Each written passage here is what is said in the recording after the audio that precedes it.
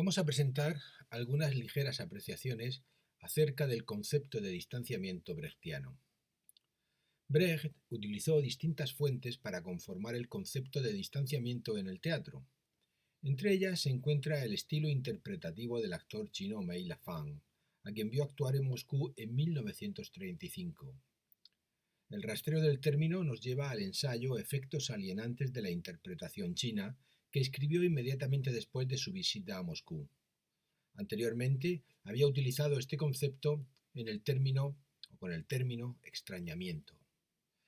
La nueva concepción narrativa del contenido, concebido desde el concepto de lo épico, se iba a transmitir desde una dialéctica no ilusionista y sin una relación casual lineal.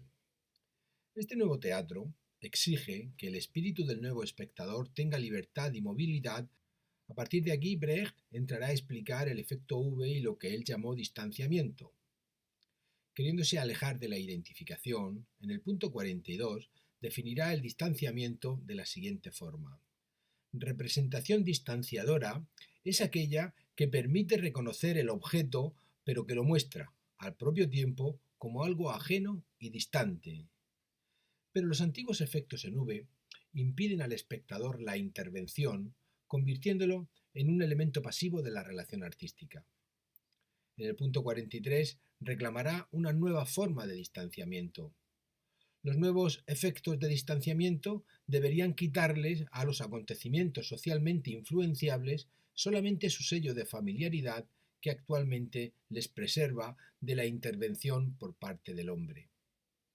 Es decir, situando al espectador como un elemento activo en la recepción, pero también en la construcción de la conciencia crítica que emana de la propia representación. La mirada familiar del espectador hace que gran parte de la realidad pase inadvertida.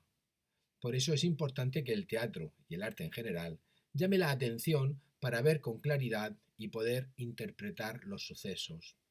En el punto 44 hablará de Galileo, de su personaje, pero del personaje histórico, y dirá: Galileo miró extrañado estos movimientos como si no los hubiese esperado así y como si no los entendiese. De esta manera llegó a descubrir sus leyes. Esta mirada difícil y fecunda es la que el teatro tendría que provocar con sus representaciones de la convivencia humana. El teatro debe hacer que su público se extrañe, y esto ocurre gracias a la técnica de distanciar lo familiar. Brecht da un paso más y una vez que ha definido el teatro, sus objetivos y las características de ese nuevo teatro, pasa a hablar del método por medio del cual se tiene que desarrollar este teatro.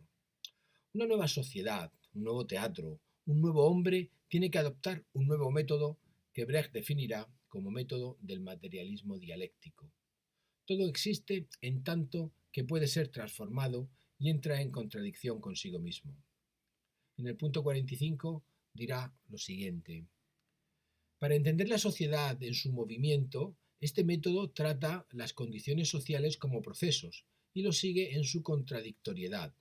Para este método, todo existe solamente en cuanto se transforma, es decir, en contradicción consigo mismo.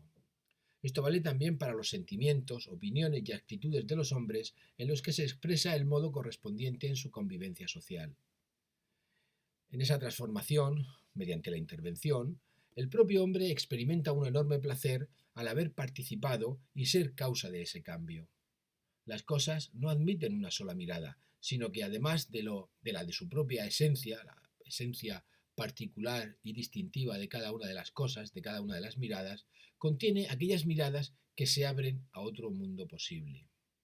En el punto 46 dirá lo siguiente: no solamente debe mirársele tal como es, sino también tal como podría ser. No hay que partir del hombre, sino ir hacia él. Esto significa que no basta con ponerme solo en su lugar, sino que he de ponerme frente a él, en representación de todos. Por ello debe el teatro distanciar todo lo que muestra. Y aquí el actor es una pieza clave en la propuesta brechtiana. Ya no necesita identificarse con la acción ni experimentar el éxtasis para transmitirlo. Así lo dirá en el punto 47. Para producir efectos V, el actor debiera dejar de lado todo lo que ha aprendido y cuya finalidad consistía en conseguir la identificación del público con el personaje. Al no intentar que el público caiga en éxtasis, ya no necesita el mismo extasiarse. Su dicción debe librarse del tono de las salmodias eclesiásticas y de aquellas cadencias que acunan a los espectadores y que les hacen perder el sentido de las palabras. Tampoco debe esconderse detrás del personaje. Sus propios sentimientos, sus impulsos, sus sensaciones no han de ser los del personaje, de tal forma que el público no llegue a establecer una identificación con el personaje y por tal identificarse con la acción. Dirá en el punto 48. Ni por un momento debe el actor transformarse totalmente en el personaje. Un juicio como no representaba a Lear, sino que era el propio Lear, sería fatal para el actor. Debe limitarse a mostrar su personaje, o mejor dicho, no debe limitarse a vivirlo. Esto no significa que cuando represente a personas apasionadas tenga que permanecer frío, pero sus propios sentimientos no deben ser nunca fundamentalmente los de su personaje, con el fin de que los del público tampoco lleguen a ser nunca los del personaje. El público debe tener absoluta libertad. Podemos decir, de forma general, que el distanciamiento es el efecto de evitar que el público se sumerja en la ilusión teatral y se identifique con el destino de los personajes. De esta forma, el espectador tiene la posibilidad de asumir una conciencia crítica ante el espectáculo.